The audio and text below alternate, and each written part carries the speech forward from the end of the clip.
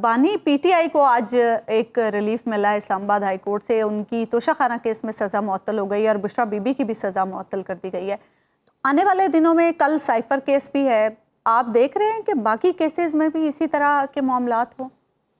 اس پر بات کرنے سے پہلے میں آپ کو بتا دوں ایک صرف پہلی بات سے جڑی ہوئی کہ تصدق جیلانی صاحب نے جو ایک انکار کر دیا ہے نا، معذرت کر لی ہے کمیشن کی سربراہی سے، تو یہ تو بہت ہی اچھا کیا.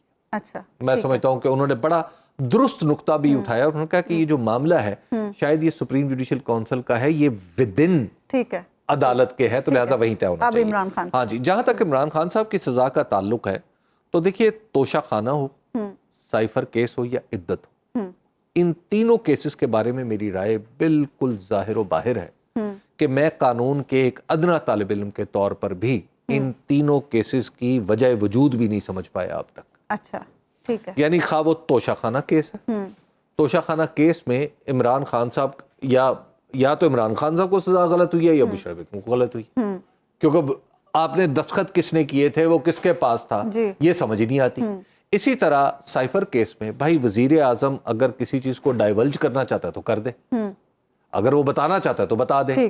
آپ نے پورا کیس اس بات پہ بنایا ہوا ہے کہ جی ملک کو نقصان ہو گیا. کیا نقصان ہوا بھائی؟ جو بائیڈن نے تو واپس خط لکھ دیا. اگر امریکہ سے نقصان ہوا تھا تو اس کا مطلب وہ تو ہوا ہی نہیں تھا. ٹھیک ہے. تو اور تیسرا جو کیس ہے عدت والا، اس کے اوپر تو میں آپ کو عرض کروں کہ میرا خیال تھا کہ شاید ملک بھر کے علماء جو ہے نا اس کی مذمت کریں گے اس کیس کی، کہ جس انداز سے اس کو ڈیڈیکیٹ کیا گیا. کچھ علماء نے کی بھی.